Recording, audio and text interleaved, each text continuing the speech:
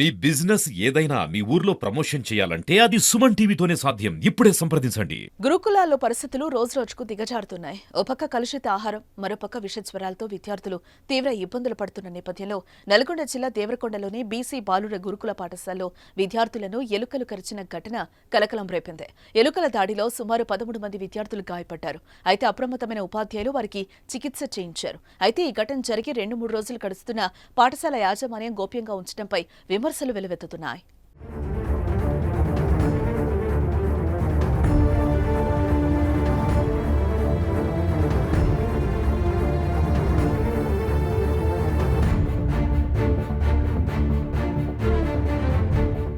ఇక విద్యార్థులను ఎలుకలు కరిచిన ఘటనపై విద్యార్థుల తల్లిదండ్రులు ఆందోళన వ్యక్తం చేస్తున్నారు. బీసీ గురుకుల పాఠశాలలు అపరిశుభ్రంగా ఉండడంతోనే ఎలుకలు ఎక్కువగా ఉన్నాయని, ఎలుకల కోసం పాములు కూడా వచ్చే అవకాశం ఉంటుందని, చదువు కోసం తమ పిల్లలను పంపిస్తే ప్రాణాలతో చెలగాటం ఆడుతున్నారని ఆవేదన వ్యక్తం చేస్తున్నారు. ఈ ఘటనపై తెలుసుకునేందుకు పాఠశాల ప్రిన్సిపల్ కు పలుమార్లు ఫోన్ చేసినా స్పందించలేదని విద్యార్థుల తల్లిదండ్రులు ఆందోళన చెందుతున్నారు. ఇప్పటికైనా గురుకులంలో ఏం జరిగిందో విచారణ జరిపి పాఠశాలల్లో అన్ని రకాల వసతులు సక్రమంగా ఉండేలా చర్యలు తీసుకోవాలని, ఈ పరిస్థితికి కారణమైన పాఠశాల ప్రిన్సిపల్ పై చర్యలు తీసుకోవాలని డిమాండ్ చేస్తున్నారు.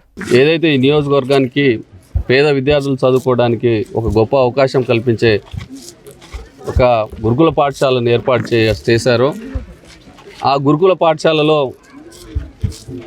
గత 3 రోజుల క్రితం 7th క్లాస్ చదువుకునే పిల్లలు ఉదయం పూట పాఠశాల క్లాసులు అయిపోయిన తర్వాత వారి యొక్క డార్మెటరీలో నిద్రిస్తూ ఉన్న సందర్భంలో దాదాపుగా 13 మంది విద్యార్థులకు ఎలుకలు కరిచి అనారోగ్యానికి గురి కావడం అనేది జరిగింది. ఇక్కడికి వచ్చిన తర్వాత మేము పాఠశాల అంతా కూడా తిరిగి చూసిన తర్వాత ఇక్కడ మాకు అవపడ్డది ఏంటంటే, పాఠశాల భవన మెయింటెనెన్స్ ఏదైతే ఉన్నదో చాలా దారుణంగా ఉన్నది.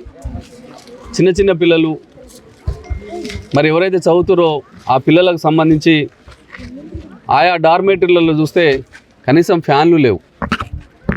ఆ మూత్రశాలలు చూస్తుంటే బయట నుంచి వెళ్తూనే కంపు వాసన కొడుతూ ఉన్నది. రన్నింగ్ వాటర్ లేదు, సరైన లైట్లు లేవు. అదేవిధంగా పేద విద్యార్థులు, అభం శుభం తెలియని విద్యార్థులు, పేదవాళ్ళు ఎవరైతే ఉన్నారో చదువుకోవడానికి మా పిల్లలు మంచి భవిష్యత్తు ఉండాలని తల్లిదండ్రులు ఎంతో ఆశతో పాఠశాలకు పంపిస్తే ఇక్కడ ఏం గరుస్తుందో, ఎవరు ఏమవుతారో ఏం తెలియని పరిస్థితి ఏర్పడ్డది.